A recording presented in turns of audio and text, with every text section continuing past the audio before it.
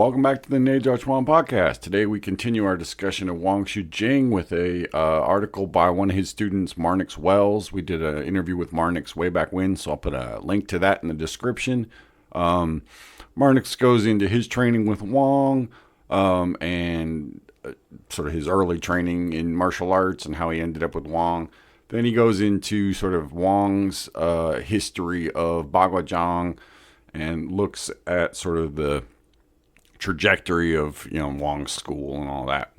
And then he finishes with a discussion of some of the principles that get emphasized in Wang's Bagua. So hope you enjoyed the episode. Thanks for listening. Thanks for supporting us. Take care of yourselves and be well. In today's episode, we're going to continue our discussion of the master Wang Shu Jin from Taiwan, and through the words of some of his students and articles. We're going to draw from the writings of Marnix Wells, a British practitioner of the Chinese martial arts. We had an interview with him on the podcast previously, talking about the 60s and 70s. And so he's been around for a while doing the Chinese martial arts. He's also a Chinese language expert. I'm looking at his website now and some of his history. It says he started his training in Asia, it looks like, when he traveled to Hong Kong to do Yang style Tai Chi in 1969. So he's been doing it for a while. Then it says he continued his studies in Taipei and Tokyo with Zhang Yizhang, aka Cho Sensei, where he learned the Chen Pan Ling style Tai Chi Chuan. We discussed at length way back in season 1, right? Yeah. Yeah, and we've mentioned Zhang Yizhang quite a bit because he was one of Master Wang's top students. So it seems like he drew a lot of people to the training over the years. And he taught in Japan, where it was a lot easier to access than in Taiwan, maybe, especially at first. So next, Marnix says, there he trained with Bruce Francis and Barry Wixman. Bruce inspired Marnix to become a disciple of Zhang Yizhang's teacher, Wang Shu Jin, in Taiwan, where he was to study Bagua and Xingyi Chuan until the master's death. So it says in 1983, Marnix was able to visit the Chinese mainland. And so he studied Chen Tai Chi, also Ba Panjang, the eight stages variant of Bagua. Maybe I don't know should that one. mention that. Yeah, that's in Bagua Journal. Remember the guy who in the 30s claimed that Dong Hai Chuan he originally learned Ba Panjang, but it was. Anyways, it's a little minor Bagua controversy that we need not concern ourselves. As well as he learned Chang Nai Zhou's martial art, which is an old martial art that maybe some people call it the original internal martial art. Marnix's purpose has been to rediscover the martial applications and power of the traditional solo practice forms of the inner martial arts. And Marnix is one of those guys who back in the day was like, people would say, "Oh, this is magical Tai Chi energies." He'd be like, "Oh, well, then do it on me. Let's see it." Yeah. He's He's one of a the original to get like, "Hey, hit me then. Let's see if this shit works." yeah, he's a scrapper, and he doesn't just take people's word for it if they say Right, they're good at something. He's like, let's right. go, you know what I Yeah, mean? he's even. First time I met him, I mean, he was in his probably late 60s, and he was more than willing to just Let's sprawl and brawl. So here's what Marnix said. He says, internal, a term applied to martial arts, has different interpretations. Essentially, it refers to the predominance of mind over brute force, soft over hard, lower body over upper body development. Rooting is the key. This means standing erect in correct posture, body weight sunk, chin, into slightly bent hips and knees in a half-sitting position. It produces strong thighs and calves and a springy step into old age. So that's his internal martial arts definition. So pretty simple and mind over force, straightforward. I soft like it. over hard. I mean, that I remember the Tai Chi classics were always saying that, right? When we Yeah. went through those, it was always these, it's almost like you define it by what it's not, kind of, of Well, you and strengthening the lower body instead of focusing on the upper body. Interesting how he says rooting is the key. So of all the different things you could say, it's like it's about energy or the mind or blah, blah, blah. He says, no, it's rooting. That's the difference. I mean, it's true because you think of an external martial art, of course, like boxing, for instance, the perfect example. They're always on their toes. They're bouncing, right. staying up, staying super mobile, which is their advantage. But that's not rooting. It's a different way of creating power and speed. So, yeah, he could be right there. I don't know. Rooting can be lots of things too. You know, it could be having strong legs, it could be doing internal like energetic rooting, and so that True. could mean lots of things. But I think you're right as a general thing that internal martial arts do, the sinking into the ground and, being squatting lower down and kind of having that heavy belly thing is Yeah, one of the characteristics of it for sure. right. And Especially that's what he touching. points to as body weight sunk, chun, Yeah. which is a classic term for just dropping it all down. Now that could mean sitting there in horse stance, but internal martial arts stance isn't usually as wide as that. It's Well, oftentimes Wang less Shu of a Jin wide was stance. also huge on just that idea of, stand there until True, you huh? get that root, that Very focused on standing he meditation. was all Yeah, and that's about the, rooting. So he talks a little bit about Tai Chi and says, Marnix says, Tai Chi Chuan aims first to nourish the physical preconditions through optimal posture, breathing, and elimination of counterproductive tension. Only when these basic requirements have been met can there be productive instruction and training. So I like that you eliminate the counterproductive tensions. And that's that internal idea of rather than strengthening yourself and making yourself a lot stronger, you try to remove the impediments and the bad habits and sort of kinks in your system. That's that sort of dissolving approach that opening the energy gates takes. And there's a lot of ways you can do that. But yeah, that seems to be part of the philosophy. yeah, I mean, we've talked about several different methods of quote unquote releasing the body, right? Whether it's Yeah. the Jibang Gong or the Tiangong from like the Gao style stuff we talked about, or it's doing Neigong, or it's doing body work. There's a lot of ways you can break through that stuff, but that is one of the primary, things you do in internal martial arts is you get rid of the things that are blocking your sort of natural strength first. Then if you want to build on top of that, you're building on a solid base. It's like building if you're making a actual building, right? You have to start with the foundation and you want that to be as solid and as big as possible. And then, if you choose, you can go up higher and higher and higher and higher, but it's all based on that bottom part. And if that falters, you're in trouble. So, Right. That's a internal martial arts maxim. well, and I think Wang Shu Jing especially Yeah, true.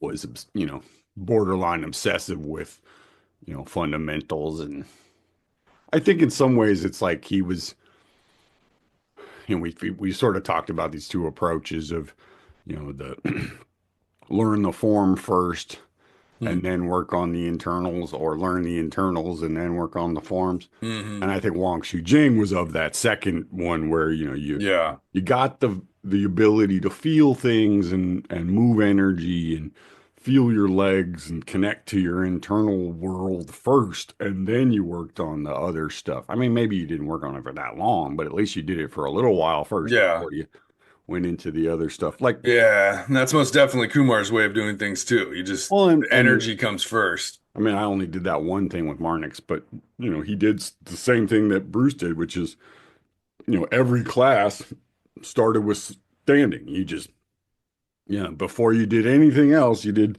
30 minutes of standing. Like it was like, Right. and that's how Bruce taught in the old days. I mean, it didn't matter what the class was. Right. You'd That's just the start with, basics, at man. least, well, maybe it wasn't 30 minutes, but, you'd start with at least a couple minutes of, okay, this is the most important thing. So we're going to Right. always start with that and then, Right. work from there. And so, Right. Makes sense. So another thing Marnik says here is that he has a further meaning of internal. there we It's like go. you were just saying, there's more ways to describe it than just, standing in a rooted stance. He says a further meaning of internal, as opposed to the use of conventional muscle power, is the cultivation of explosive, springy power, Jing. So he calls Jing, some people call it essential energy. He's calling it springy power. Right. And Marnix's translations tend to be really good because the guy's like PhD in Chinese language. So Well, like Shady wouldn't Sunny that was his way of wouldn't that doing be it. what a lot of people refer to as fudging, right? Yeah, Fa Jing is sending out Right. power. So springy power, he Yeah, calls it's it. like the power that goes somewhere. Yeah. So this derives from the coordination of whole body power through wiry fascia musculature.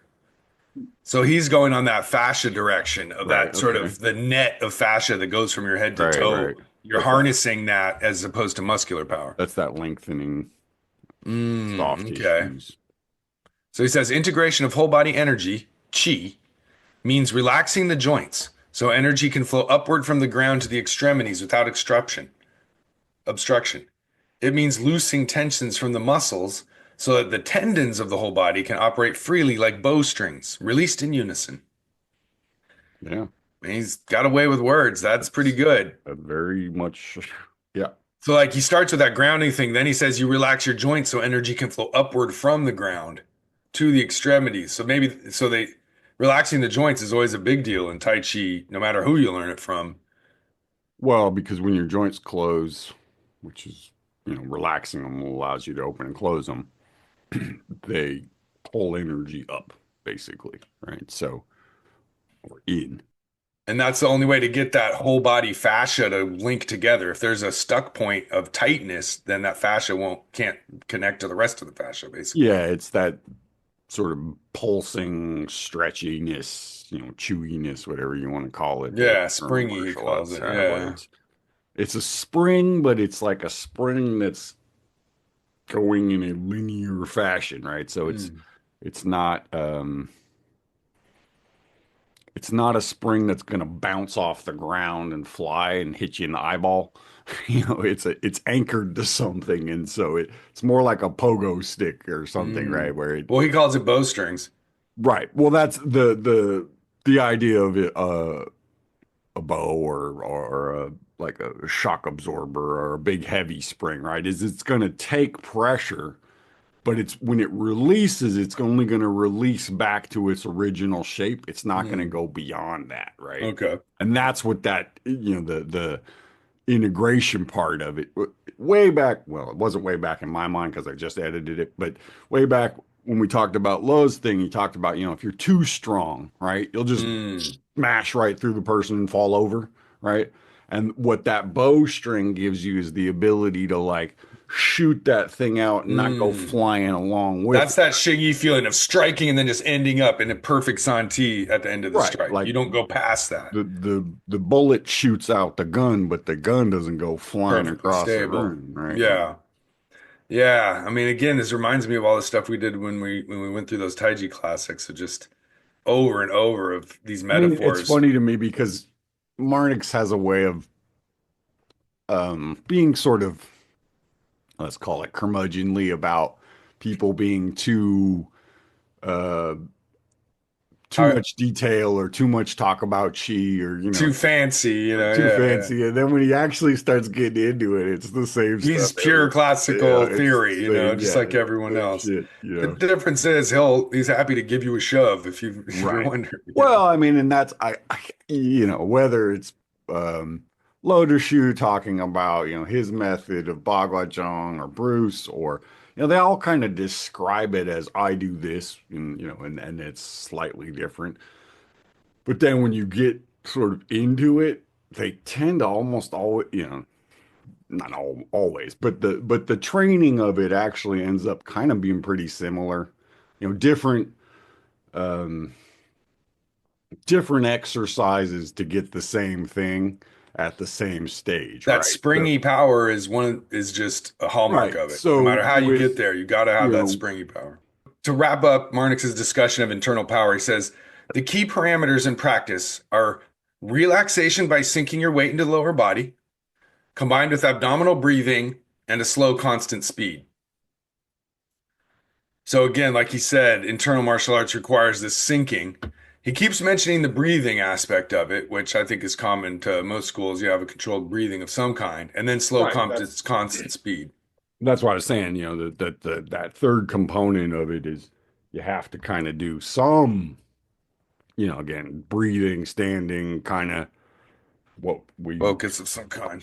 yeah, what He we, says to do Tai Chi, you've got to combine by going slow, the mind can focus on precision in body alignments and actions, which will yield ample returns in health and ultimately self-defense.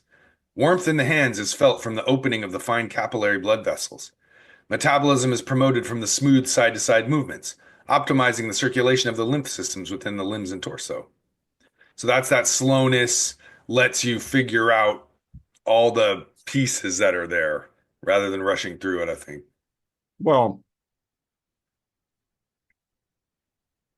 Yeah, and it's also the idea that as you go slow, you're able, it gives you time to do that sort of pulse, right? That sort of, expansive, Expanding and contracting through the shrinking, movements. growing kind of thing that all in And then turn. you feel warmth in the hands from the pumping of that and lets the blood move. Yeah, you get your blood pumping. Exactly. It's not just your blood, it's all your fluids, right? I mean, so I think this is one of those things that um, the central thing that makes all internal martial arts good for you is it gets that pulsing going, right? On many levels, whether it's your lymph nodes or your bones, your Hmm. joints, the plates of your skull, your internal organs, everything in your body likes to pulse. I mean, it's kind of our natural state is everything is shrinking and growing together, right? Yeah, he says So when it's optimizing the circulation in the system. right, so when it's in sync and everything's kind of moving, you know, proportionally the same amount, the body is healthy, right? This is kind of the principle of Negong, right? When something is not pulsing, it creates, you think of it like you have water flowing through pipes, and if one pipe stops flowing, the whole system starts to back up, right? And that's kind of where the pulsing is kind of your, it's your plunger. You're You can plunging that spot, yeah. you can plunge one spot and get it to release down the line somewhere, right? But Whereas that maybe the external way would be to take a fire hose and blast that plugged spot out by running really fast or doing cardio workouts to pump the fluids in your system. It's just a different way to pump the right. fluids. And the difference is if you're pumping the heart more and getting more blood to flow, but the blockage is in the pipe, what ends up happening is you just kind of get more of a blockage, right? So what Negong does is it expands the pipes first, Yeah, you're trying to right? expand the pipe. You're not And trying to make the that's heart beat faster. You're trying to make the pipes wider. well, you make the heartbeat second, but you start with get everything to open up and have no restrictions so that when you start moving fast and doing stuff, you don't actually get, you don't um, exert yourself in the same way. Right. I mean, this is one of those The telltale blood things. flow increases without higher pressure, I basically, mean, is the Chen idea. Man Ching had a thing about you're not supposed to sweat when you do Tai Chi, Mm. which is ridiculous. I mean, if you've ever practiced in anything over 75 degrees, you're going to sweat. But, um, but really, it's the thing of you don't overheat when you do it, right? And Yeah. one of the like things when we used to do our sparring group, I noticed at some point that I didn't get hot anymore. Like I was able to like breathe and kind of pulse and stuff. I would still Yeah. sweat, but I wouldn't get that thing. You know how you just sometimes you just Flush. Yeah. yeah, you get flat, and I wouldn't get hot anymore. And it was like, oh, that's interesting. And they talk Yeah. about it in internal martial arts. It's the liver fire Hmm. thing, right? That the the pulsing is the wood element, and so it's activating the same thing as that liver channel. So one of the reasons you don't get like kind of and like bug-eyed and do crazy shit in internal martial arts is when you get bug-eyed like that, that's activating your liver because your eyes is connected to your liver. So if you relax and you're just comfortable, the first thing you can kind of start to feel is your eyes kind of go back into your head and they drop down into your body, and you start feeling that sense of, oh, things are actually moving inside of me, right? And I think when you can kind of, I mean, first you just got to feel it, but then once you can kind of tune into it, your movements start to, first they just release this, they kind of exercise and stretch the stuff, but then they can actually release those things that are stuck, not just make them, not just try to push through it, and Right. Right. I mean, that's kind Just of, different approaches it to takes the us longer, but it's a, seems more sustainable, kind of. yeah, I mean, That's his sort of thoughts on the power process. So and then it moves back to his biography. So it says in 1968, Marnix arrived in Hong Kong. and Then I a will say, hate. wait, before we go on, Okay. when we last talked to Marnix, I mean, he's what, late 70s. Getting up there, yeah. He's looking good, man. He was pretty spry, and at one point he got up on the couch and started doing, doing something. So Demonstrating, I yeah. just want to put in that, it seems that, He's he's doing kept it something up right. all these years. Most definitely. Most definitely lives it. So in 1968, Marnix arrived in Hong Kong, then a haven from the turmoil of China's Cultural Revolution, where he took up early morning Taiji Chuan in the park. Later in Shibui, Tokyo, Marnix trained in Chen Panling Taiji Chuan under Zhang Yizhang, senior disciple of the famed master Wang Shu Jin. During the 1970s, Marnix practiced the related internal martial arts of Bagua and Xingyi under Master Wang himself in Taichung, Taiwan. So that's kind of his background and story from the 60s and 70s. And then he went on to study painting and Chinese literature, and he's traveled widely in the mainland as well as, living for years in Taiwan, I believe in Korea as well. And he continues to study with new teachers and learn more. And the guy he just keeps exploring. And he published a translation of a sort of not very well-known book called Heguanzi, which is the same era as the Tao Te Ching and the Warring States period when, Chuang's all these books came out. And so it was a competing philosophy from that same era. Um, Same with the Ghost Valley Master that we've talked about in the past as well. Like there were other philosophers. Lao Tzu wasn't the only guy, right? So Marnix Wells is digging into the 1978 book Bagua Connected Palm by his teacher Wang Shu Jin. And so he uses that as sort of the framework for this article he writes, where he sort of talks about the origins of Bagua and then specifically about Master Wang's style. So he starts by looking at the origins of Bagua. He says accounts of the origins of Bagua itself and of Wang Shu Jin's distinctive style of it are contradictory. Now that's an understatement. Everything about Bagua is contradictory. Says, so this is Marnix speaking. He says, Donghai Chuan, who lived from 1796 to 1880, is universally credited as the founder of the current Bagua lineages, but these reports are far from uniform. Sun Ludong, who combined Bagua with Tai Chi and Xing Yi, was the first to publish a book on the subject.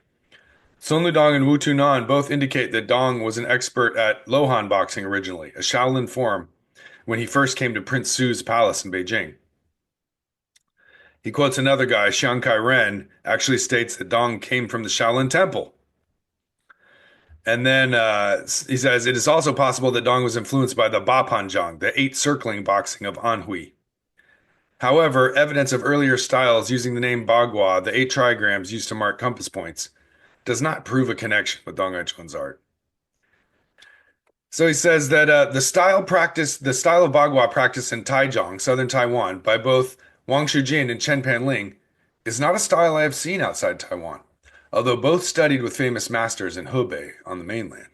Okay, so back to the Bagua Connected Palms book. Marnix says, Wang Shu Jin inscribed a copy of the 1978 book Bagua Connected Palms to me. It relates anecdotes of Dong Aichuan, reputed founder of Baguazhang. Here is my synopsis of Wang Shu Jin's narrative. Dong is said by some to have born in Hebei, Wenan County, and by others in Tongzhou. Becoming addicted when young to gambling, Dong ran away to Beijing and then roamed south, reaching Mount Umei, the holy mountain of Sichuan. There he met two Taoists, Gu Jizi and Zhang Daoyuan, who taught him Baguazhang circling and corrected his posture, telling Dong to circle a tree until the tree began to chase him, inviting him to help himself to rice from a store and water from the stream. After 7 years of hard practice, he had worn a path 3 feet deep, and suddenly felt the tree start to lean towards him. He reported this to his teachers, who were delighted and taught him 8 words on revolving, telling him to circle 2 trees, as before, which Marnix calls the dragon swimming double trees, double circle. After 2 years, the trees chased him again. So for 2 more years, they taught him palm changes and weapons.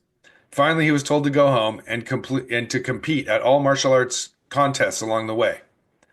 Since Dong always won, the reputation of Baguazhang began to spread among the social underworld and martial arts community.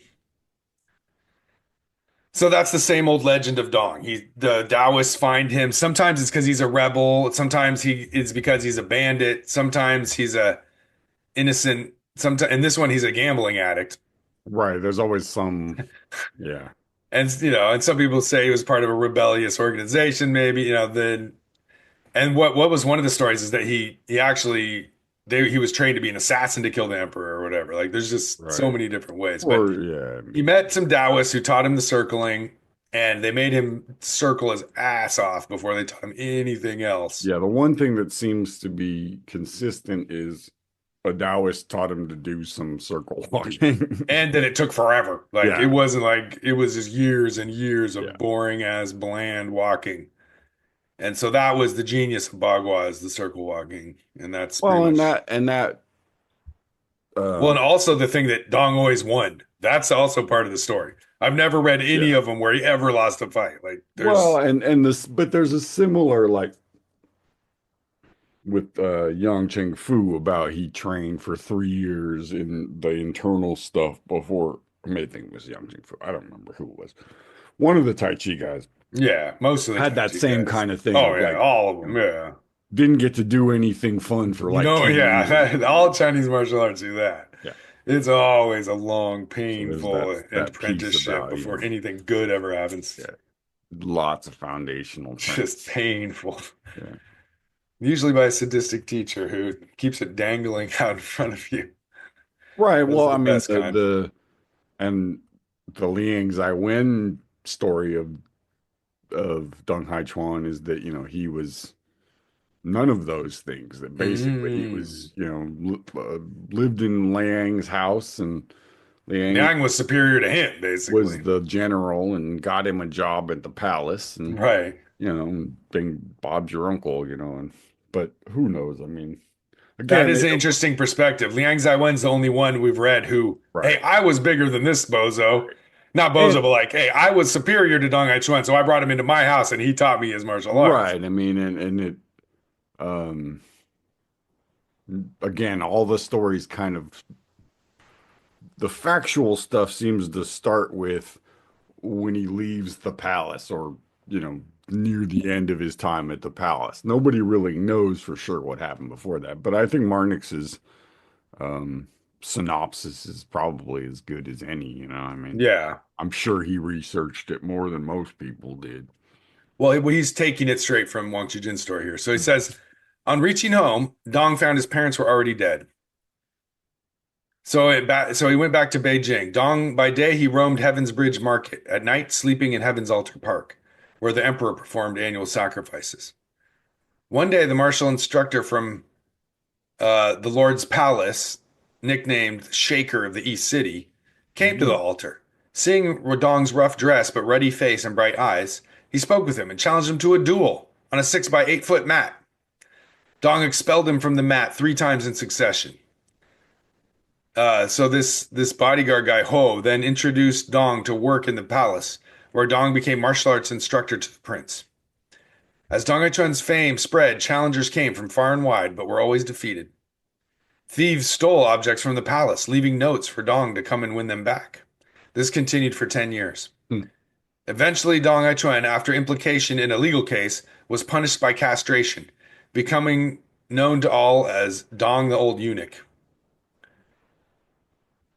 Okay, so Interesting. there's some stuff there.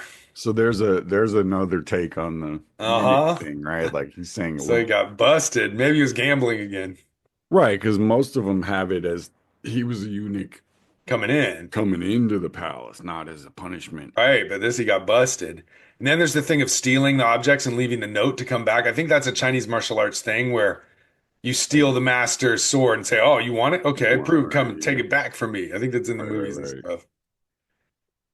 But yeah, it's interesting. So, Dong Hai Chun was basically a homeless with rough dress and ruddy face. So in other words, he's a haggard gambling addict sleeping on the streets. And then he beats up a palace guard, and so they're like, "Fuck, let's bring him in." That's interesting. And so the next thing he says that Dong chose as successor to his art spectacles Chang Tinghua, who died in 1900, who used to prepare glasses prescriptions for the palace. Dong died at 90 years old. His disciples erected a tombstone outside the city's west gate. Then, after the Cultural Revolution, Dong's tomb was rebuilt in the Western Hills, where it remains an object of pilgrimage. And I was just there 6 months ago. Still there, still hanging Yep. tough. There was, although, a tree starting to grow out of the roof tiles on the top.